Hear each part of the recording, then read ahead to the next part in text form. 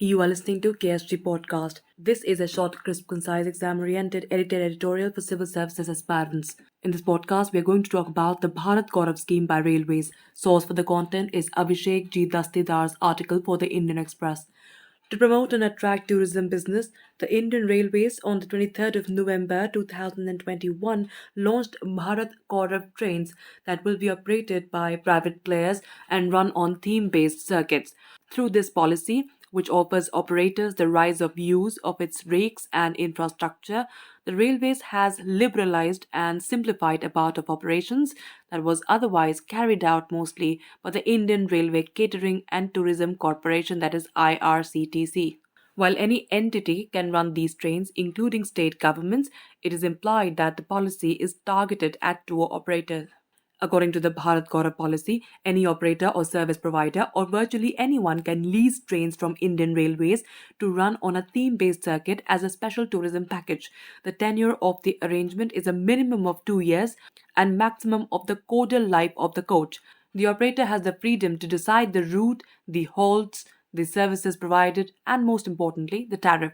The IRCTC runs such theme-based tourist trains, for instance, the Ramayana Express, which goes on a tour of several places connected to Lord Ram.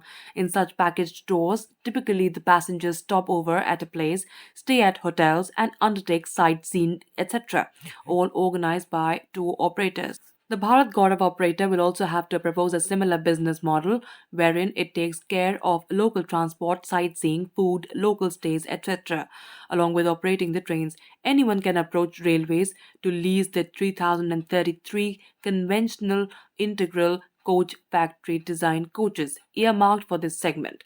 In fact, if the operator finds it feasible, then it can even purchase rakes from Indian Railway production units and run them. Each train will have between 14 and 20 coaches, including two guard coaches of SLR. The operator has to, however, take care of end to end comprehensive service like hotel stay, local arrangements, etc. These trains cannot be used as ordinary transport trains between an origin and destination. Now, how will the railways process such applications? There will be a special unit created in each zonal railway to process such applications and also handhold applicants and see end to end procedural requirements for the operators. These units will help operators in creation of itineraries, public outreach, carrying out necessary approvals, and the likes. The idea is to provide the operators a place to go to, like a single window for all their needs when they interact with railways and not run from pillar to post. So, what can the operators do within the contract? The operator can carry out its own furnishings of the interiors of the train if it wants within safety norms. It can decide what kind of interiors or berth composition it wants. However, it cannot tinker with or dismantle critical parts of the coach that has a bearing on safety and operation. It can name the circuit, the train, and sell advertisement space. It can carry out branding on the exterior and interior of the train. It can tie up with agencies and entities for business development and logistics, etc. It can decide the food and entertainment to add to the experience of the passengers. However, it has to be ensured that things that are not allowed by railway laws are also not carried out on board these trains. For instance, the operator cannot serve alcohol, states the policy. The policy is silent on whether non vegetarian food would be allowed, but officials said there shouldn't be any restriction as it is allowed on the Indian Railway trains.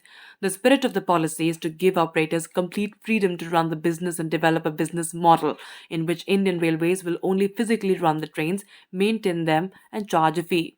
That's all for this podcast. Thank you so much for listening. To join KSG India courses and to crack the IELTS exam, visit ksgindia.com. You can also get a PDF of this podcast on ksgindia.com.